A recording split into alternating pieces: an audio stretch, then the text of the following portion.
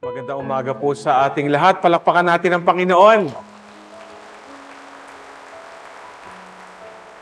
Ang buena mano ko sa ating Misa de Gallo ngayong taong ito ay ang ating parokya dito sa Saint Joseph dito po sa Bikutan. Kayo po ang unang-una dahil mahal ko po kayo. Alam nyo, ngayong araw na ito ay sa pasimula ng ating simbang gabi o Misa de Gallo, alam natin na ang matingkad na tema ay ang pagiging liwanag sa dilim. Sa unang pagbasa mula sa aklat ni Propeta Isaías, nung ang bayang Israel ay nakalaya na sa kanilang pagkakatapon sa Babylonia, ang liwanag o tanglaw na mensahe ng propeta mula sa Diyos ay sa kanilang pag-uwi sa kanilang bayan, ang templo ng Diyos ay itatayo dahil ito'y nag-iba, dahil na mga kaaway nila yung mga pagano, at doon ay makakadalangin muli. Kaya kumbaga, maituturing na pagkatapos ng kanilang karanasan ng parabang kawalan ng pag-asa sa disyerto ng Babylonia at pagsakop ng mga pagano, sila'y makakasamba muli at mararamdaman nila ang presensya ng Diyos. Nakakita sila ng tanglaw dahil ang templo ng Diyos ay itatayo at doon sila'y muling makikiniig, makikiisa sa Diyos. Sa ating ebanghelyo ngayon, narinig natin ang mumunting tanglaw ng dilim sa katauhan ni San Juan Bautista. Yan ang nasasaad sa ating ebanghelyo ngayon. Kumbagay, para siyang munting ilaw. Hindi siya ang liwanag.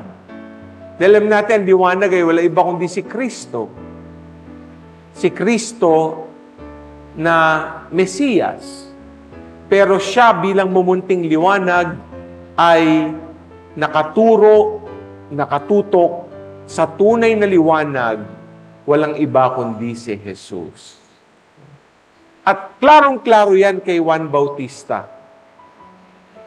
Hindi niya inangkin na bagamat akala ng mga tao siya na yung dumating.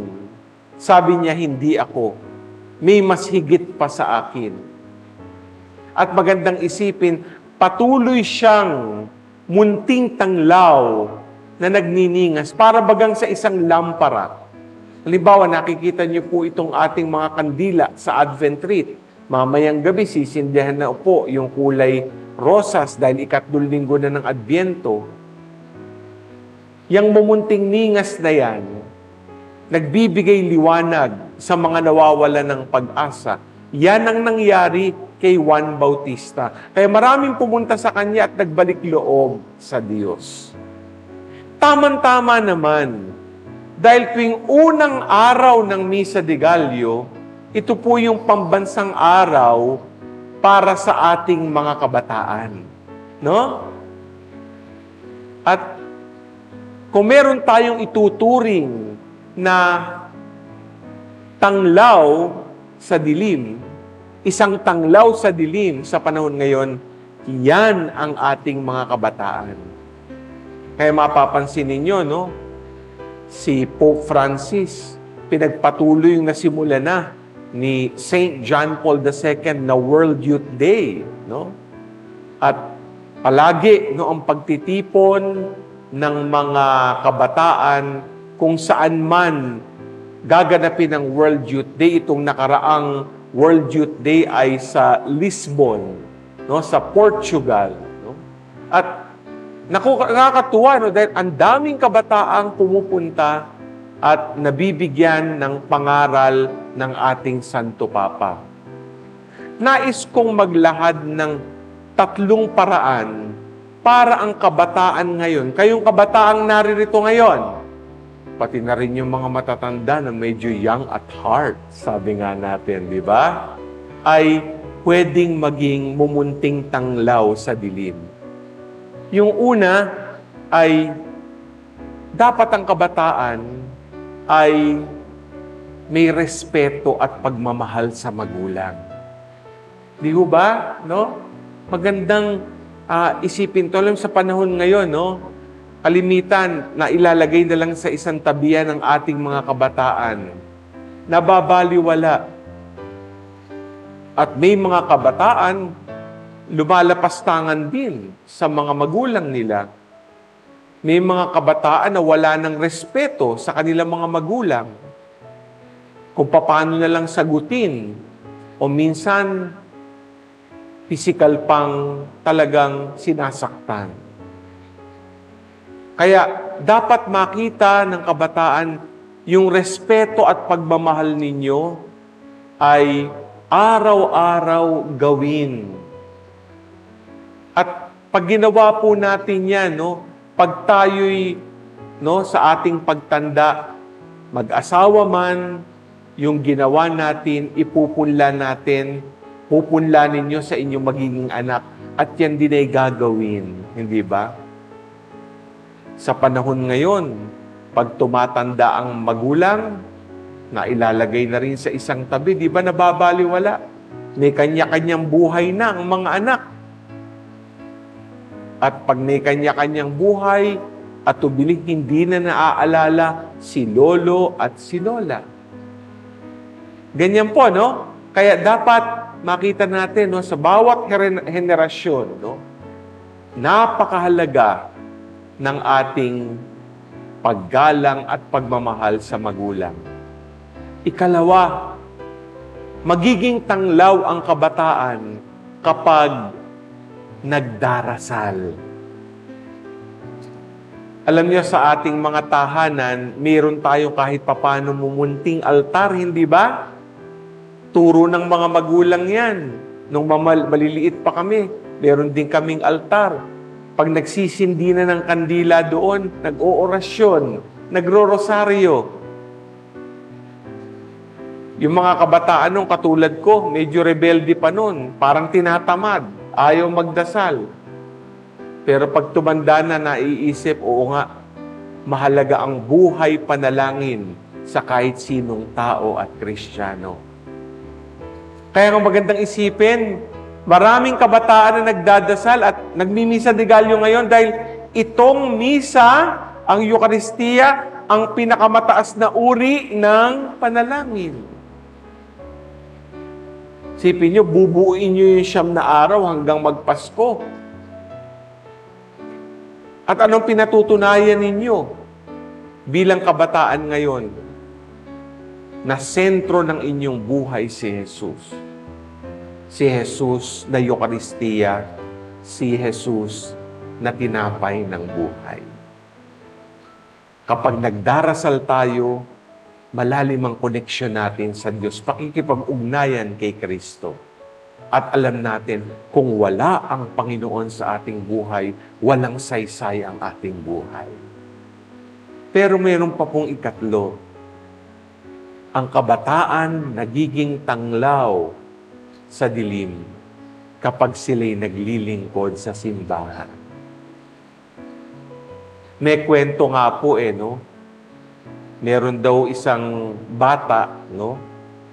Active sa parokya, nagse-serve bilang Knights of the Altar. Pero yung kanyang mga magulang, hindi aktibo. At ang nangyari, minsan isang recollection, niyaya niya yung kanyang nanay na umattend ng recollection sa parokya. Nung una, ayaw pa, anong gagawin ko dyan? Pero, nung umattend na, nagbahagi yung nanay. Sabi niya, kung hindi dahil sa aking anak, hindi ako muling malalapit sa Diyos. Ang kabataan ang nagdala sa matatanda, sa magulang, sa simbahan, at mapalapit kay Lord. Kaya siguro, no, magandang pag-isipan ito. Di ba? Pag meron tayong mga kabataang nagse-serve, no, huwag nating pigilin. At siguro sila din ang manghihikayat sa kapwa kabataan na maglingkod sa parokya at sa pamayanan. Tandaan niyo po, mga kabataan, yang tatlong napakahalagang pwedeng paraan para tanglaw o liwanag sa dilim. Sabi nga po, no? Una, pagrespeto at pagmamahal sa mga magulang.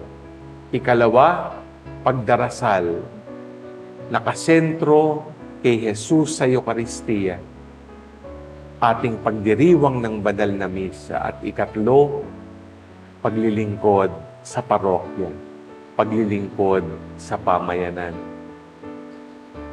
Harinawa po sa pagdiriwang natin itong ating National Youth Day ngayon, no? Kasi mula pa yan ng simbang gabi, ating palaging ilagay sa ating hindi lang isipan ang puso. Ang kabataan, sabi nga ni Pope Francis, ang ngayon. Di ba?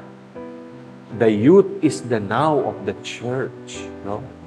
At itinuturing nating pag-asa ng simbahan. Suportahan natin ang ating mga kabataan. Mamaya po, meron po tayong second collection, ano ho, di ba? Yan ay tuwing December 16 lang. Yan ay para sa CBCP, no? Commission on the Youth, no? At sa atin ding mga diocese nakakatulong po yan. Tayo po'y mag-ambag, mag-alay, no? Sa ating second collection. Pagsuporta sa lahat ng programa at gawain o aktibidades ng ating kabataan sa simbahan. Amen.